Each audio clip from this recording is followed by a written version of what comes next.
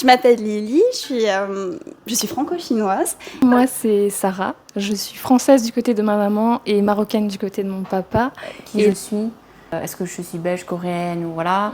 Donc je pense que ça a joué aussi un peu sur ma confiance en moi quand j'étais petite. Les gens m'ont fait beaucoup de remarques en pensant que j'étais quelqu'un de très riche, qui s'achetait des sacs Chanel, des sacs Dior. Maroc, après, peut-être moins virulent que ce que j'ai pu entendre en France.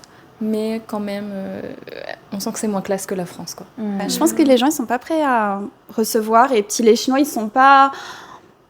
ils se disent, on n'est pas obligé de donner, en fait. Il a vraiment la chance d'être super bien accueilli par la famille, par la belle famille.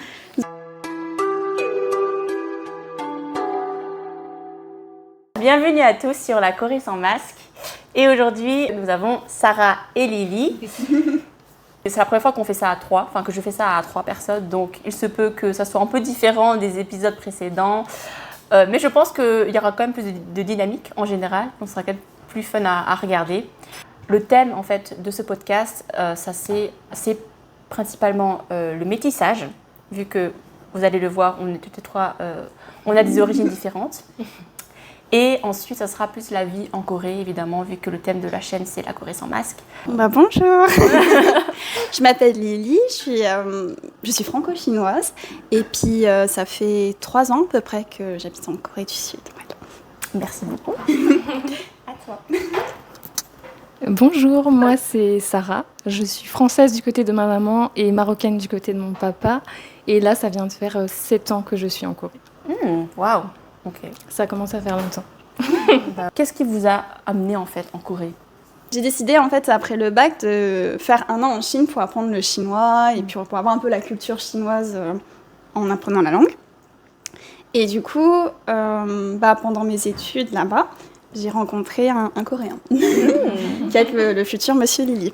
Ah ben voilà. Ah oui, mais j'ai pas précisé.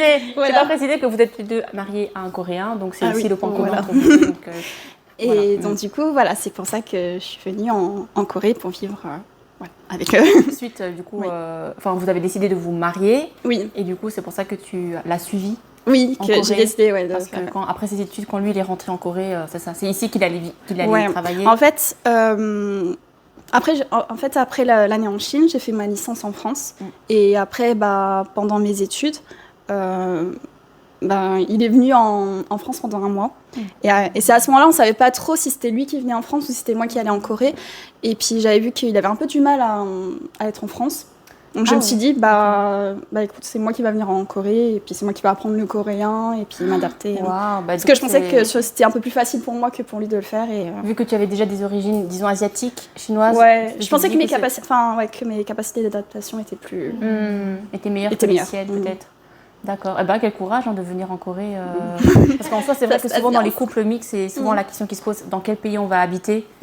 Et c'est souvent un des deux qui fait, disons, l'effort, disons, le geste pour pouvoir déménager et s'adapter à la nouvelle culture, quoi. Alors moi, c'est beaucoup plus classique, je dirais. Parce que quand j'étais jeune, vers mes 12 ans, c'est à travers la pop culture coréenne que vous connaissez très bien. C'est comme ça que j'ai eu mon premier contact avec la Corée. Et après, du coup, à mes 18 ans, moment venu, qu'est-ce que je vais faire pour mes études ? C'est vrai. Et j'adorais déjà l'anglais. Et je voulais apprendre le coréen, ou en tout cas mettre un premier pied en lien avec la Corée. Et du coup, j'ai fait une LEA anglais-coréen. Et donc, c'est pendant mes études, je fais un premier voyage ici. Et puis après... me revoilà. Qu'est-ce qui s'est passé durant ce voyage en Corée ? Qu'est-ce qui s'est passé ? Tu es tombée amoureuse de la Corée ou ça se passe comment ? Non, ouais. Oui, c'est ça. En fait, après, j'étais jeune aussi. Donc, à 20 ans, tu débarques dans un nouveau pays. Tu as l'impression que tout est possible, que c'est quelque chose de nouveau. Et donc, voilà. Donc, après, je suis rentrée en France. J'ai fait mon PVT en Corée quelques années plus tard. Okay. Et je dirais, depuis le PVT, en fait, je suis presque pas partie de la Corée. J'étais presque non-stop ici. Donc après le PVT, tu as enchaîné avec un stage ? J'ai enchaîné avec... je suis retournée dans un institut de langue en Corée. Et c'est là que vraiment mon coréen s'est amélioré. Et c'est là que j'ai rencontré du coup futur monsieur Sarah. Ah ben voilà. Je m'attendais à... Voilà, c'est pendant cette période-là. Voilà. Donc en fait, vous avez quand même un parcours différent, la raison est différente pour laquelle vous êtes arrivé en Corée, mais le point commun qui vous a fait rester ici, c'est vraiment le mariage, disons, la rencontre avec un Coréen et votre mari qui a fait que... Ouais. Après, moi, je pense que même si je ne l'avais pas rencontré, je serais encore restée en Corée. Je ne sais pas si là, j'y serais encore, mais je serais quand même restée encore quelques années. Mais après, nous, il n'y a pas eu de débat, on restait en Corée. Oui, parce que tu étais déjà ici sur place. J'étais déjà sur place, en fait, c'était beaucoup plus évident, parce que je parlais déjà coréen, je connaissais déjà bien la culture, et ils ne parlent pas français du tout. Donc, ouais, c'était beaucoup plus simple qu'on reste ici, en fait. Le métissage et le thème de l'identité de chacune. Du coup, je vais participer aussi à la conversation parce que je suis concernée également. Donc, ça peut être marrant un peu la dynamique qu'on peut avoir. Première question un peu basique, c'est comment définirez-vous votre identité aujourd'hui ? Vu qu'on est toutes moitié-moitié, aujourd'hui, est-ce que vous vous sentez plus française ou plus... Moi, je dirais quand même plus française parce que j'ai grandi exclusivement en France. Et je parle pas arabe, donc ça reste ma langue maternelle. J'ai eu beaucoup plus cette éducation et même toute la culture française. Voilà. Après, je me sens aussi marocaine, mais beaucoup plus légitime, entre guillemets, envers la nationalité française et les origines françaises. Ouais, moi aussi, j'ai grandi en France. Mais en fait, j'ai passé beaucoup mes vacances en Chine, pendant les grandes vacances. Donc du coup, pour moi, c'est beaucoup, ouais. En fait, c'est 50%. C'est 50-50, vraiment. Ah ouais, moi, c'est, ouais. En fait, j'aime bien dire que je suis française, mais que j'ai un software chinois. En fait, c'est un peu... Enfin, je pense qu'en fait, au niveau culturel, je suis beaucoup plus sensible, en fait. Tout ce qui est dans la culture et tout, mais peut-être dans les valeurs, peut-être les mœurs, je sais pas, mais je me sens peut-être plus française. En fait, je pense que chaque sujet, je vais peut-être avoir une sensibilité différente. Moi, je dirais plus, bon, c'est encore différent, hein, mais moi, je dirais plus, du coup, belge, parce que j'ai grandi dans les écoles, j'étais plus dans l'enseignement, du coup, européen que asiatique. Et c'est pour ça que moi, je me considère quand même un peu plus belge que coréenne. Alors, même si j'ai passé mes vacances d'été en Corée tous les 2-3 ans, en fait. Mais je ne dirais pas que je suis plus coréenne ou 50-50, tu vois. Mais du coup, qu'est-ce qui t'a fait que toi, tu te sens tout aussi chinoise que française ? Est-ce qu'il y a quelque chose de spécial dans ton enfance ou l'éducation que tu as reçue ? En fait, c'est mon papa qui est chinois.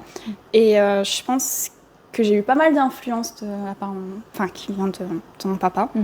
Bon, il y a la nourriture, hein, que je mange tous les jours, ça joue. Enfin, pour moi, la nourriture, c'est le cœur. Enfin, donc, je pense qu'il y a ça aussi. Après, c'est tout le background que tu reçois. Je parlais pas du tout chinois hein, quand j'étais petite, à part bonjour, bon appétit, c'est très bon, au revoir. Mais en fait, mon père, il me faisait apprendre par cœur un poème très ancien en chinois. Ah ouais. Que je devais apprendre mais que je comprenais pas du tout ce que je disais. Juste répéter en fait. On peut... Donc en fait, il y avait des petits éléments comme ça. En fait, c'est un peu comme si notre maison, c'était un peu comme si on était en Chine. C'est ça, ok. Donc il a quand même fait, je pense, beaucoup d'efforts de son côté pour pouvoir vous transmettre. Culturellement, je pense, Et c'est ça en fait qui a aidé à ce que tu te sentes vraiment aussi chinoise que française. Est-ce que vous avez l'impression de devoir représenter votre pays d'origine ici ? Ou au contraire, vous arrivez à juste être vous-même ? Alors, moi je pense quand même un peu 50-50, mais en général, quand on rencontre quelqu'un de nouveau, un Coréen j'entends, ça va beaucoup tourner, dans mon cas en tout cas, ça tourne beaucoup autour des comparaisons, par exemple France-Corée.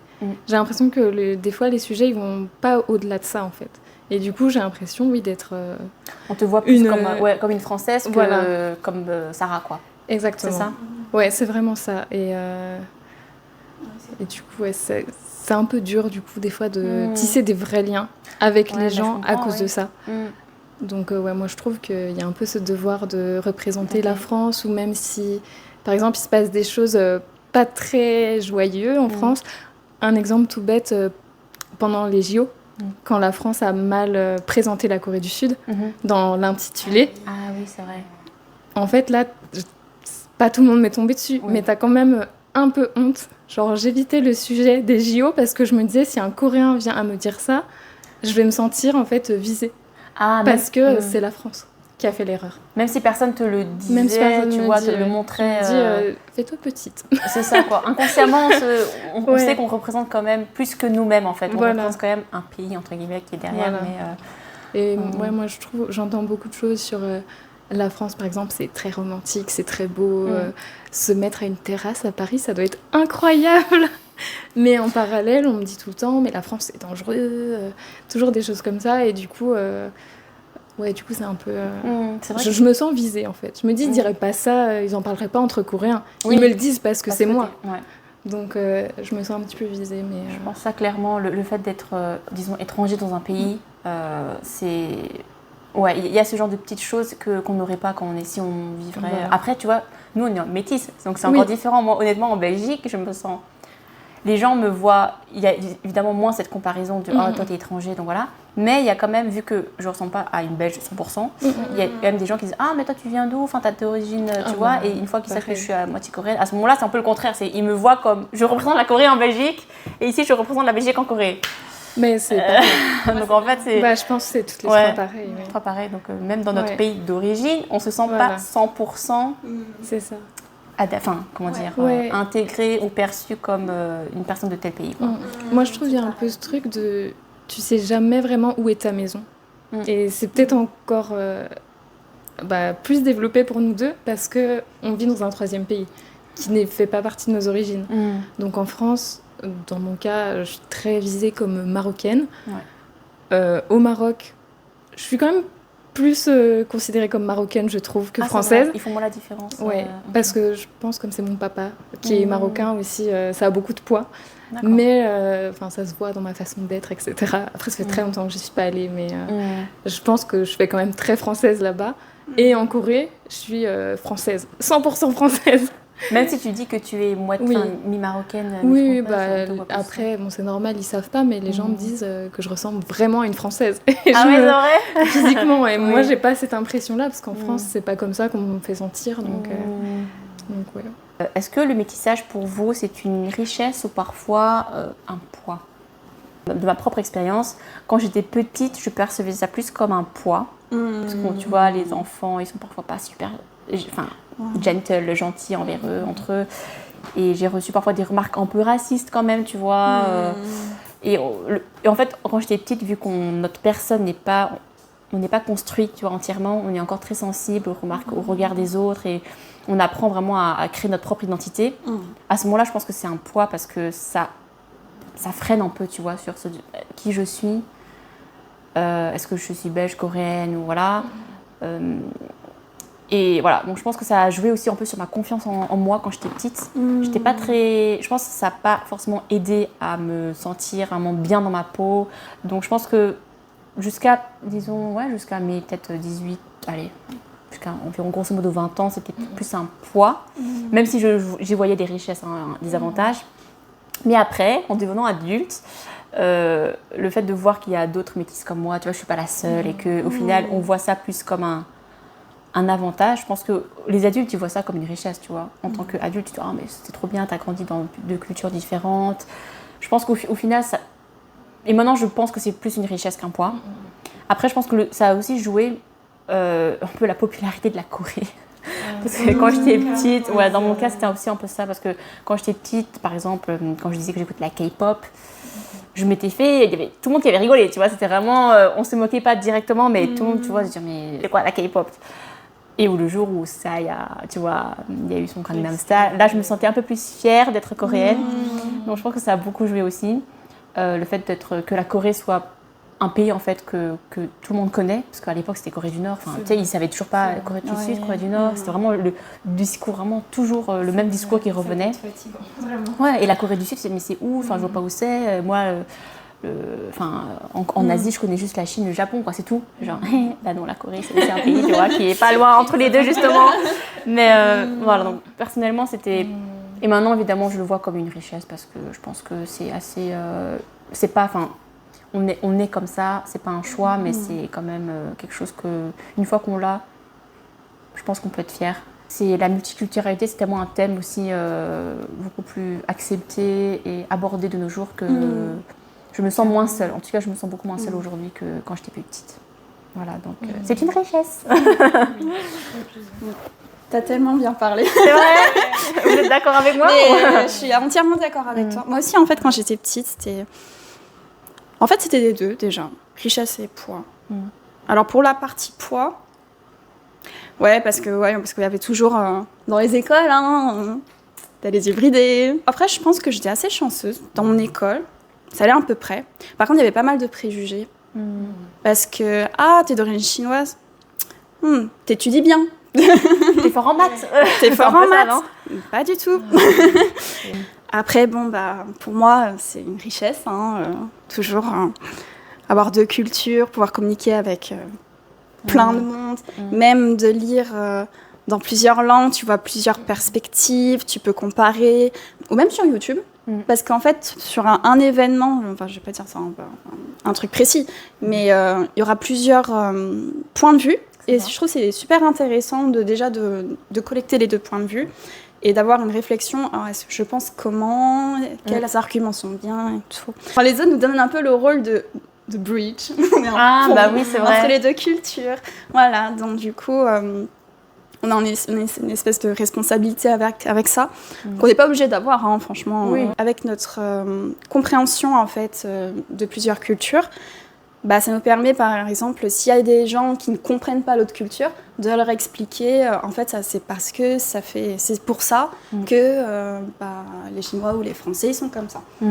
Quand j'étais petite, comme toi, Diane, je trouvais que c'était quand même un peu plus négatif, un peu plus un poids, parce que c'était beaucoup de remarques racistes.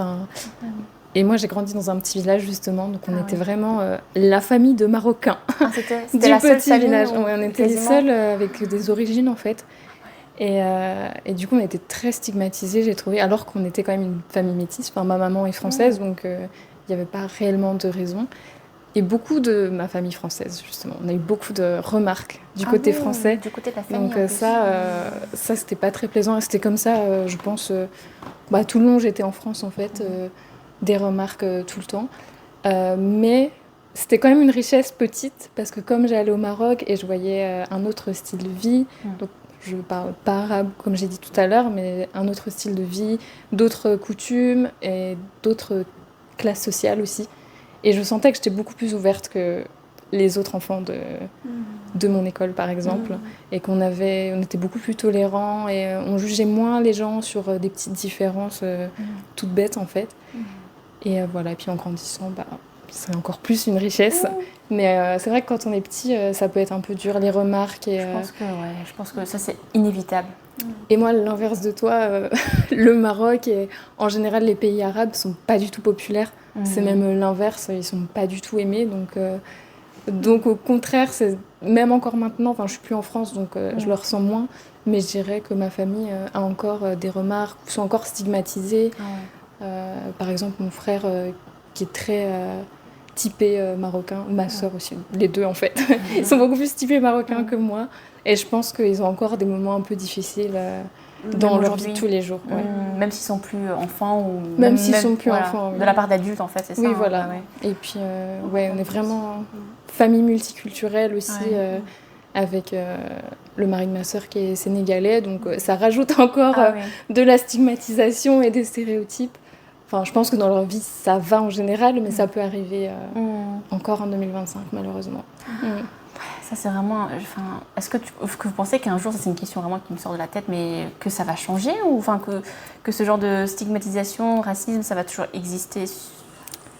Parce que j'ai l'impression que le monde, tu vois, on se mélange de plus en plus. Il y a même des enfants qui sont un quart de chaque pays, tu vois, et en fait, ou un huitième bientôt, j'en sais rien. Tu vois, par exemple, nous, si on se marie avec d'autres origines, comme on le voit avec un Coréen, du coup, ça rajoute encore une nationalité en plus, donc... Moi, je pense qu'en Corée, ça peut que évoluer positivement, pour l'instant. Ouais. En France, j'ai l'impression que c'est l'inverse. J'ai l'impression que c'est en train de régresser. Mais après, je vis pas en France quotidiennement, donc je peux pas vraiment dire. Mais de mon point de vue extérieur, avec ce que je vois, j'ai l'impression qu'en France, en ce moment, c'est pas top. C'est un problème qui a toujours été, en fait. Voilà. Donc, Dans je pense que l'espèce malheureusement, humaine.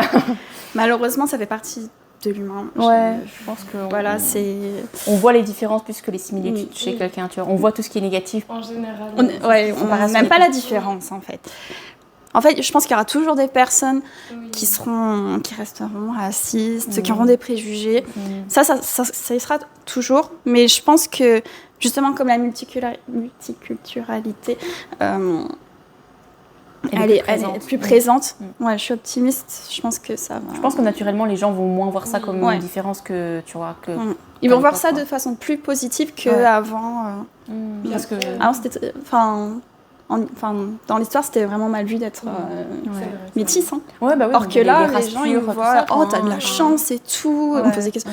En fait, ça m'étonne pas aussi que ce soit les personnes mal intentionnées ou racistes qui s'expriment plus, en fait. Donc, on a peut-être l'impression que c'est plus fort, parce qu'en fait, ils veulent exprimer leur rage, leur mécontentement, alors que les personnes tolérantes vont peut-être moins le dire. En tout cas, de façon moins virulente. Donc, du coup, on les remarque moins. C'est peut-être pour ça. Le regard, du coup, des Coréens, spécifiquement, sur vos origines, est-ce que vous les avez vécues comment ? Moi, dans mon cas, comme je disais tout à l'heure, ils me voient comme une Française. Donc, après la France, on a quand même cette chance qu'il y ait une très bonne image de la France, de manière générale. C'est vrai. Pour, je sais pas, la cuisine, la mode, tout ce genre de choses. Le luxe, exactement. Culture, Mais justement, les gens m'ont fait beaucoup de remarques en pensant que j'étais quelqu'un de très riche, qui s'achetait des sacs Chanel, des sacs Dior tous les 2 jours. Encore aujourd'hui. C'était une prof coréenne qui m'avait dit ça. Elle me dit, bah Sarah, tu dois connaître ce thème, toi. J'étais, mais quel rapport? Alors oui, je viens de la France, mais... Alors que honnêtement, je pense que mes autres camarades qui étaient asiatiques connaissaient bien plus ce monde que moi. Donc voilà, mais ça reste quand même des choses positives. Après, pour le Maroc, on me dit un peu ce que j'ai dit tout à l'heure. En fait, c'est un peu la même image négative qu'il y a en France des Marocains. Donc des fois, c'est des petites choses toutes bêtes, mais genre... mais il y a beaucoup d'immigrés en France, hein. Il y a beaucoup des gens d'Afrique du Nord qui viennent, des choses comme ça, et tu sens que c'est pas très gentil, comme ils le disent. Voilà. Bon. Je pense qu'ils ont un peu cette vision-là, comme les Coréens peuvent avoir cette vision d'étrangers, entre guillemets, mais d'Asie du Sud-Est, tu vois. Oui, voilà. Et il y en a de plus en plus qui immigrent, et du coup, en Corée, parce que... pour trouver un travail, tu vois, pour nourrir leur famille. Et je pense que c'est un peu le même phénomène, c'est un peu le parallèle entre ce qui se passe en Europe. Je dirais que sur le Maroc, après, peut-être moins virulent que ce que j'ai pu entendre en France, mais quand même, on sent que c'est moins classe que la France, quoi, de leur regard. Après, ils connaissent moins, je pense. Après, je pense que la Corée aussi, c'est un pays encore très lointain, qui n'est pas habitué à l'immigration et au mélange de cultures. Donc, il y a quelques mois, j'avais participé à un micro-trottoir avec une Française. Et du coup, elle posait la question, donc l'image de la France, tu vois, pour vous. Et puis, c'était vraiment des trucs trop clichés, genre baguette, Tour Eiffel. Ouais, c'est ça. C'était la nourriture, la mode, l'art. Mais c'est vraiment... Et encore, je pense, c'était l'année dernière, c'était en 2024. Même si ça reste un pays... même si la France est quand même beaucoup abordée, je pense, je sais pas, dans les news, tu vois, c'est pas comme la Belgique où je peux m'attendre à ce qu'ils connaissent beaucoup moins la Belgique que la France. Le Belge de Stromae et Angèle. Tout le monde pense qu'ils sont français, je pense. Ah là là, c'est pas facile d'être belge, hein. Moi, je vous dis, c'est pas facile. Je préfère... Si je pouvais chanter, je pense être française, ça aurait été plus, disons, facile. Vous passez à la trappe à cause de nous, en fait. Je pense qu'en Corée, c'est plus facile de dire... Enfin, pour ma part, c'est plus facile de dire que je suis française que chinoise. La France a une très bonne image, bon, je vais pas répéter, hein, mais... Or qu'en Chine, c'est plus... Par exemple, si on parle de la pollution, on dit... Enfin, j'ai l'impression que c'est automatique, ils disent « Ah, ça vient de Chine ». C'est vrai, ça. Bon. Enfin, voilà, il y a des petites réflexions comme ça.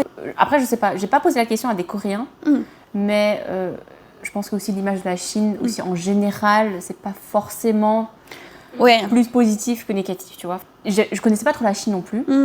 Et c'est en fait en Corée, je suis arrivée en Corée et je me suis fait une bonne pote, vraiment une très bonne amie chinoise. Et elle, franchement, elle m'a appris plein de trucs sur la Chine que je ne savais pas. Malheureusement, j'avais une image plus négative. du gouvernement, enfin, tu vois, en général, tu vois, de la Chine. Ouais. Et en fait, elle m'a appris plein de choses sur la Chine que vraiment j'ignorais. Ou alors aussi à travers des rencontres. Le François qui était apparu sur ma chaîne aussi, qui a traversé du coup la Chine aussi avec ses frères. Et il disait que, mais il a découvert la Chine, mais c'est incroyable comme pays. Tu vois, il y a tellement de choses à voir, la culture, elle est tellement riche. En fait, la Chine, elle a tellement à donner, mais c'est ça. Et c'est juste que elle donne pas encore. Enfin, je veux dire, il y a plusieurs. En fait, ouais, c'est vrai. Je pense que les gens, ils sont pas prêts à recevoir, et puis les Chinois, ils sont pas. Ils se disent bon on n'est pas obligé de donner en fait. Mais quand ils sont très fiers d'être. En fait, ils sont très bien comme ça. Ils sont. Mais c'est vrai que si t'as l'ouverture d'esprit et que tu as envie de découvrir un peu, tu peux découvrir plein de choses de la Chine culturellement. Est-ce que le fait d'être mariée du coup à un Coréen a renforcé ou atténué cette sensation d'être étrangère en Corée? Après, moi, je pense que ça aide. Parce qu'en fait, j'ai eu vraiment la chance d'être super bien accueillie par la famille, par la belle famille. Donc, j'ai toujours été l'impression d'avoir été acceptée. Et je pense que c'est une chance quand même. Et donc en fait, je sens pas une différence particulière. Parce qu'en fait, ils m'acceptent comme je suis. D'accord. Donc, en fait, on entend souvent que la belle famille coréenne, si je peux me permettre, c'est souvent...